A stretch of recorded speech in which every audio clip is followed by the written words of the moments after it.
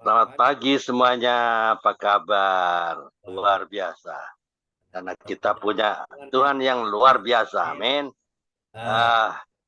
Selamat datang di Andre Cyber Channel, My Lovely Time with Jesus. Ya, bagi yang mau mendukung channel saya, silahkan subscribe, comment, like, and share, agar banyak orang yang bisa diberkati. Oke? Ya, let's begin. Alright. Firman Tuhan berkata seperti yang ada di Matius 5 ayat 16 ya.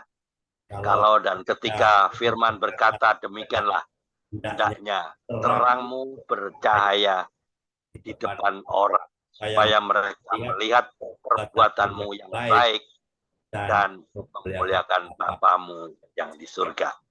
Nah, ketika firman Tuhan berkata seperti itu, maka pertama-tama yang kita mesti ingat adalah bahwa setiap saat, di setiap tempat, kita ini lagi ada di hadirat Allah. Hadirat Allah ini jangan dianggap sebagai sesuatu yang mistik ya, yang hanya terjadi waktu kita lagi puji-pujian di gereja, atau lagi puji-pujian di rumah sendirian, atau ketika kita habis berdoa, atau ketika kita habis panggil nama Tuhan. Enggak loh. Hadirat Tuhan, hadirat Allah itu enggak pernah putus dimanapun dan kapanpun. Kita selalu ada di hadirat Allah. Itu. Jadi kalau Bapak hari ini ya lagi hadir duduk di situ, itu adalah hadirat Allah. Nanti mungkin di toko itu juga ada di hadirat Allah. Yang kalau kita ini hidup di dalam hadirat Allah, maka firman Tuhan berkata bahwa terangmu bercahaya supaya mereka melihat perbuatanmu yang baik dan memuliakan Bapamu yang di surga. Siapakah kita ini? Jawabannya, kita adalah orang-orang yang punya kerinduan untuk sempurna. Karena saya sadar betul itu. Saya nggak lagi minta Bapak Ibu ya untuk tiba-tiba jadi Superman. Enggak. Saya nggak ngingetin Bapak Ibu coba yang ngomong begini. Kita ini diberkati. Kita ini luar biasa. Enggak. Karena kita adalah orang-orang biasa saja. Tapi kita adalah orang-orang biasa yang punya semangat untuk menjadi sempurna. Ingat, saya nggak bilang bahwa kita harus sempurna. Bukan. Karena nggak mungkin kita bisa sempurna. Kita orang biasa. Tapi yang harus kita punya adalah kita punya semangat untuk sempurna. Karena kita, ketika kita punya semangat yang seperti itu, maka kita harus berbuat sesuatu untuk memuliakan nama Tuhan. Dan selalu itu yang kita ingat. Kenapa kita ingin begitu? Karena kita tahu bahwa kita ada di hadirat Allah. Karena kita tahu bahwa kita adalah orang-orang yang biasa-biasa. Aku kepingin sempurna, aku kepingin sempurna, aku ingin berbuat sesuatu untuk memuliakan namamu. Bukan segala sesuatu untuk kepentingan kita sendiri, tapi untuk kepentingan Allah. Karena dengan cara seperti itu, maka aku akan memuliakan nama Tuhan. Tuhan lihat ya, kerinduanku. Tidak ada yang lain selain ngelakuin apapun untuk kepentingan kemuliaan nama Tuhan seperti itu. Nah, waktu kita lagi punya keinginan atau kerinduan seperti itu, banyak kok pilihan-pilihan yang tersedia dengan pilihan-pilihan itu. Bukan soal benar atau salah. Dan setiap pilihan-pilihan itu orang banyak jadi sering takut loh untuk membuat keputusan-keputusan, membuat pilihan-pilihan. Takutnya salah.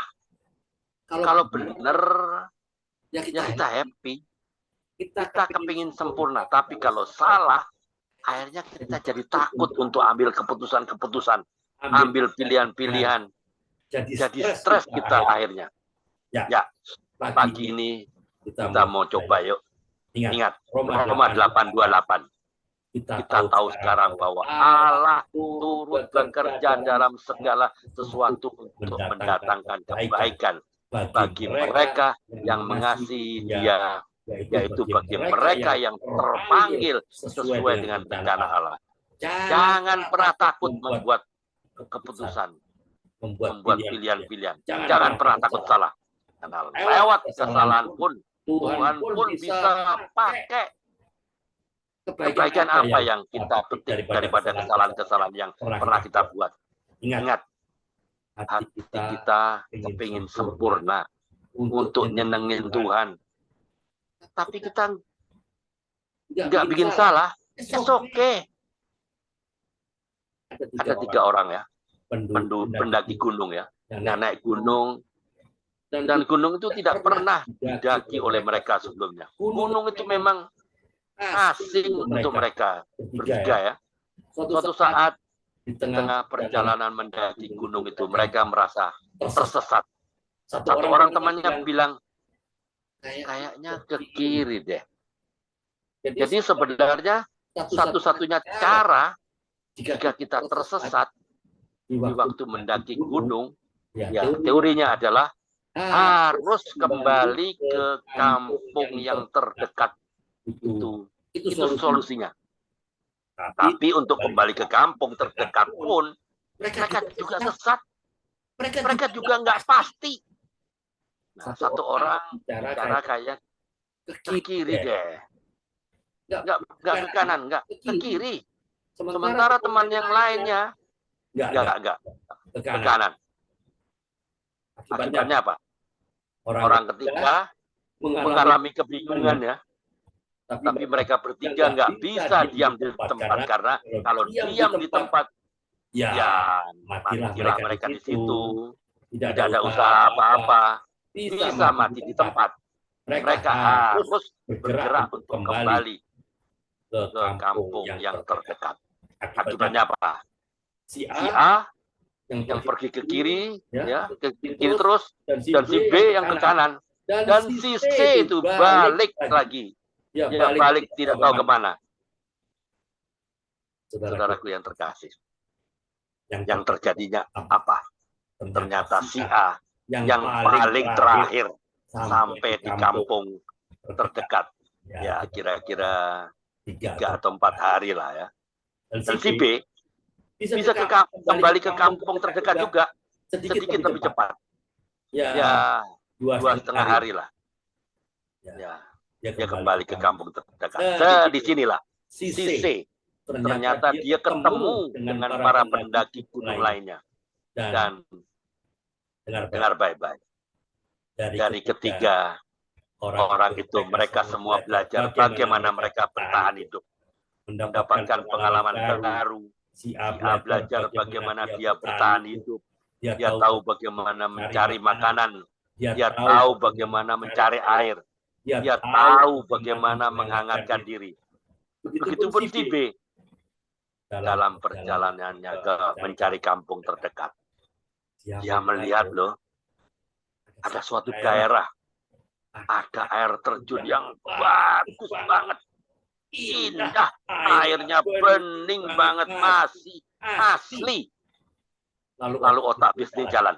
Suatu saat nanti aku akan balik ke sini dan aku akan bangun daerah ini untuk menjadi daerah pariwisata ya. Si C pun, ya si C itu belajar sesuatu juga. Si C dalam perjalanan menemukan kampung terdekat, si C ketemu dengan para pendaki lainnya. Disitulah dia belajar bagaimana dia berelasi dengan sesamanya. Yang tadinya orang yang kaku, orang yang kuper, kurang pergaulan, akibatnya dia belajar sesuatu di situ. Jadi dari kesalahan-kesalahan itu, Tuhan bisa pakai untuk kebaikan bagi mereka semua. Itu ingat tadi Roma 8:28. Kita tahu sekarang bahwa Allah turut bekerja dalam segala sesuatu untuk mendatangkan kebaikan bagi mereka yang mengasihi Dia, yaitu bagi mereka yang terpanggil sesuai dengan rencana Allah. Nah, poinnya apa yang kita belajar di sini? Jadi pilihan-pilihan hidup ini sebenarnya bukan benar atau salah. Seringkali kita ngelakuin kesalahan. Seringkali kita melewati kesalahan-kesalahan kita. Tapi thanks God, Allah kita Allah yang hidup. Dan ketika Allah hidup dalam kita, apa yang kita khawatirin? Apa? Kalau orang tidak di dalam Tuhan dan dia tidak punya tujuan atau kerinduan untuk menjadi sempurna, nggak punya kerinduan bahwa segala sesuatu itu adalah untuk Tuhan, makan minum pun adalah untuk Tuhan. Mereka boleh jadi apatis, boleh. Mereka takut ambil keputusan. Banyak sebetulnya kesalahan-kesalahan yang kita buat, tapi bukankah dari kesalahan-kesalahan itu kita buat, kita bisa belajar, karena kita punya Roh Kudus yang selalu mengingatkan kita. Kalau kita buat salah, it's okay. Pilihan-pilihan itu bukan soal benar atau salah. Kerinduan untuk kita ada di hadirat Allah pun tetap kita bisa bikin kesalahan. It's okay. Bikin salah itu biasa, karena kita adalah orang-orang biasa-biasa. Tapi kita nggak jadi apatis. Itu kalau orang tidak di dalam Tuhan, maka mereka jadi apatis. Oh, aku salah. Aku lebih baik mundur dari Tuhan. Aku nggak mau doa. Aku nggak mau baca firman. Nggak mau lagi ikut Zoom seperti ini. Aku kecewa sama Tuhan. Itu orang apatis. Jangan jadi kabur dari Tuhan. Itu keliru. Jalan orang benar tidak begitu ya. Dia punya semangat untuk menjadi sempurna. Dia benerin aja hidupnya. Kenapa enggak? Sangat bisa kita benahi hidup kita. Kita punya Roh Kudus walaupun kita bikin salah. Karena Tuhan Yesus bilang, akulah jalan dan kebenaran dan hidup. Yohanes 14 ayat 6.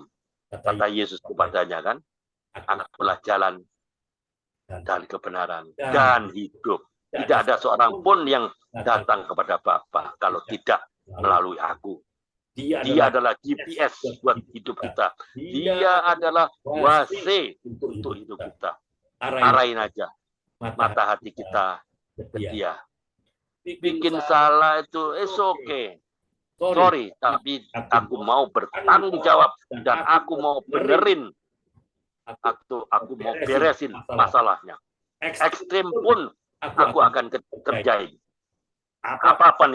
Apapun yang aku bikin, apapun yang aku bisa, aku nggak akan pernah tinggalin Tuhan.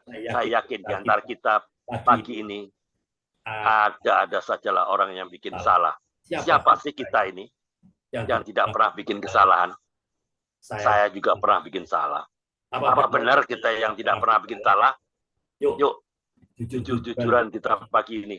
Pilihan-pilihan itu bukan benar, bukan soal benar atau salah kok. Pilihan-pilihan itu sering banget kita bikin salah, okay. Tapi kita tetap punya semangat. Aku akan menuju kesempurnaan. Itu yang bakal ngebedain kita. Dan kita punya Tuhan. Akulah jalan dan kebenaran dan hidup.